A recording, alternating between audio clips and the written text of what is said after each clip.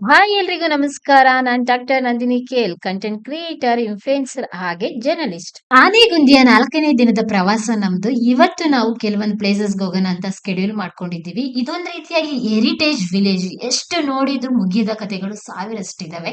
ಬೆಳಗ್ಗೆ 6 ಗಂಟೆಯಿಂದ ಸಂಜೆ 6 ಗಂಟೆವರೆಗೂ ಒಂದು ದಿನದಲ್ಲಿ ಮ್ಯಾಕ್ಸಿಮಮ್ ಎಷ್ಟು ಕವರ್ ಮಾಡಬಹುದು ಸಮಯ ವ್ಯರ್ಥ ಮಾಡ್ದಲೆ ಅನ್ನೋದನ್ನ ಈ ವಿಡಿಯೋದಲ್ಲಿ ತೋರಿಸ್ತಾ ಹೋಗ್ತೀನಿ.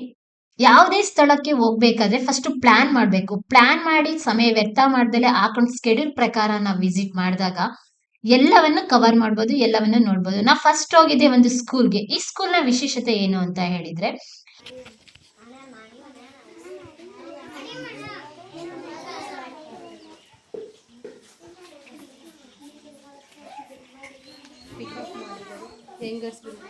ವಿದೇಶದಿಂದ ಬಂದ ಪ್ರವಾಸಿಗರೊಬ್ರು ಇಲ್ಲಿ ಎಜುಕೇಶನ್ ಸಿಸ್ಟಮ್ ನೋಡಿ ಬಡ ಮಕ್ಕಳಿಗೋಸ್ಕರ ಉಚಿತ ಶಿಕ್ಷಣ ಕೊಡ್ಬೇಕು ಅಂತ ಹೇಳಿ ಆನೆಗುಂದಿಯಲ್ಲಿ ಜಾಗ ತಗೊಂಡು NGO ನಡೆಸ್ತಾ ಇದ್ದಾರೆ.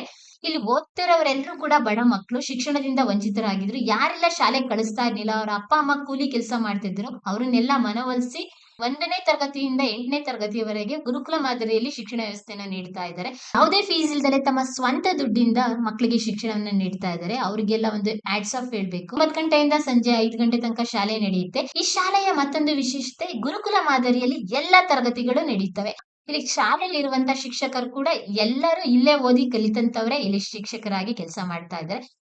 September OCT OB ER October NO VE MB ಆಟ ಇರ್ಬೋದು, ಪಾಠ ಇರ್ಬೋದು, ಊಟ ಇರ್ಬೋದು, ಎಲ್ಲವನ್ನು ಕೂಡ ಆನ್ ಫೀಲ್ಡ್ ಎಲ್ಲವನ್ನು ಕೂಡ ಪ್ಲೇ ಗ್ರೌಂಡ್ ಅಲ್ಲೇ ಮಾಡ್ತಾರೆ. ಒಂದ್ ರೀತಿಯಾಗಿ ಮಕ್ಕಳು ಓದ್ತಾ ಇದಾರ ಅಥವಾ ಆಟ ಆಡ್ತಾ ಇದಾರೆ ಅಂತ ನಮ್ಗೆ ಭಾವಿಸ್ತೇವೆ. ಖುಷಿ ಖುಷಿಯಿಂದ ಮಕ್ಕಳು ಎಲ್ಲವನ್ನ ಕಲ್ತ್ಕೊಂಡು ಹೋಗ್ತಾ ಇದಾರೆ.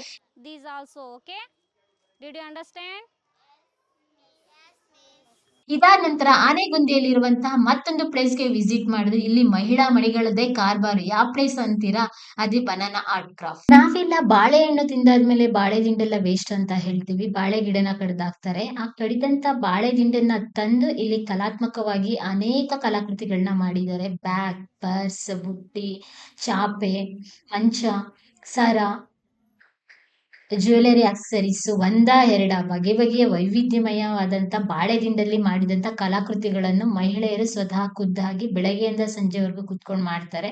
ಇಲ್ಲಿ ಆನೆಗುಂದಿ ಮಹಿಳೆಯರೇ ಇಲ್ಲಿ ಬಂದು ಬೆಳಗ್ಗೆಯಿಂದ ಸಂಜೆವರೆಗೂ ಕೆಲಸ ಮಾಡ್ತಾರೆ. ಈ ಭಾಗದಲ್ಲಿರುವಂತ ಮಹಿಳೆಯರಿಗೂ ಕೆಲಸ ಕೊಟ್ಟಂಗಾಯ್ತು, ಕಲೆನು ಕಲ್ತಂಗಾಯ್ತು, ಅದ್ರ ಜೊತೆಗೆ ಸ್ವಾವಲಂಬಿ ಜೀವನವನ್ನು ಮಾಡ್ದಂಗಾಯ್ತು ಅಂತ ಹೇಳಿ ಬನಾನಾ ಆರ್ಟ್ ಕ್ರಾಫ್ಟ್ ಅವರು ಈ ಕೆಲಸನ ಇಲ್ಲೇ ಮಾಡ್ತಾ ಇದ್ದಾರೆ. ನೀವೇನಾದ್ರೂ ಹಂಪಿಗೆ ವಿಸಿಟ್ ಮಾಡಿದಾಗ ಆನೆಗುಂದಿಗೆ ಹೋಗಿ ಬನಾನಾ ಆರ್ಟ್ ಕ್ರಾಫ್ಟ್ ಗೆ ಒಮ್ಮೆ ವಿಸಿಟ್ ಮಾಡ್ಬೇಕು. ಯಾಕೆ ಅಂತ ಹೇಳಿದ್ರೆ ಅತಿ ಕಡಿಮೆ ದರದಲ್ಲಿ ಬಾಳೆ ದಿಂಡಿನಿಂದ ಮಾಡಿದಂತ ಯೂನಿಕ್ ಪ್ರಾಡಕ್ಟ್ ನಿಮ್ಗೆ ಸಿಗ್ತವೆ.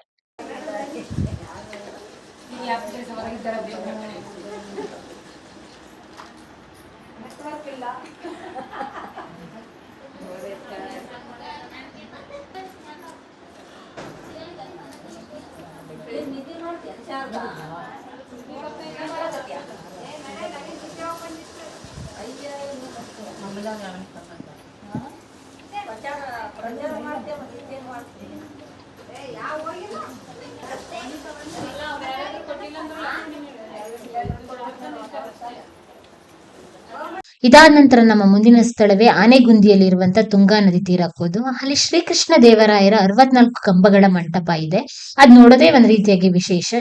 ಶ್ರೀಕೃಷ್ಣ ದೇವರಾಯರು 64 ಕಲೆಗಳಲ್ಲಿ ಪರಿಣಿತರಾಗಿರೋದ್ರಿಂದ ಅವರ ಸಮಾಧಿಯನ್ನು ಕೂಡ 64 ಕಂಬಗಳ ಮಂಟಪಗಳಲ್ಲಿ ನಿರ್ಮಾಣ ಮಾಡಿದ್ದಾರೆ. ಇದು ತುಂಗಾ ನದಿ ತುಂಬಿದಾಗ ಮುಳುಗೋಗಿರುತ್ತೆ.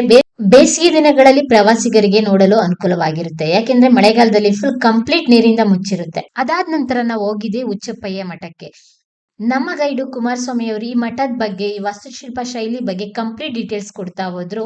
ಈ ಊರೇ ಒಂದ್ ರೀತಿಯಾಗಿ ಹೆರಿಟೇಜ್ ವಿಲೇಜ್. ಈ ಊರಲ್ಲಿ ಎಲ್ಲಿ ನೋಡಿದ್ರು ಸ್ಮಾರಕಗಳನ್ನ ನಾವು ನೋಡ್ಬಹುದು. ಈ ಊರು ಸುತ್ತ ತುಂಗಭದ್ರಾ ನದಿಯಿಂದ ಆವರಿಸ್ಕೊಂಡಿದೆ. ಅದ್ರ ಜೊತೆಗೆ ಸುತ್ತ ಬೆಟ್ಟಗುಡ್ಡಗಳಿಂದ ನಿರ್ಮಾಣವಾಗಿದೆ. ಒಂದು ಪುಟ್ಟ ಊರಾದ್ರೂ ಕೂಡ ಇತಿಹಾಸ ಅನ್ನೋದು ಅಗಾಧವಾಗಿದೆ. ನೀವು ಜೀವನದಲ್ಲಿ ಎಂದಾದರೊಮ್ಮೆ ಹಂಪಿಗೆ ಹೋದಾಗ ತಪ್ಪದೆ ಆನೆಗುಂದಿಗೆ ಹೋಗ್ಬೇಕು. ಇಲ್ಲ ಅಂತ ಹೇಳಿದ್ರೆ ನಿಮ್ಮ ಹಂಪಿ ಪ್ರವಾಸ ಕಂಪ್ಲೀಟ್ ಆಗಲ್ಲ. ಇದಾಗಿತ್ತು ನಮ್ಮ 4ನೇ ದಿನದ ಆನೆಗುಂದಿ ಪ್ರವಾಸ. ಮತ್ತೆ ಸಿಗ್ತೀನಿ ಮತ್ತೊಂದು ಹೊಸ ವಿಡಿಯೋದಲ್ಲಿ.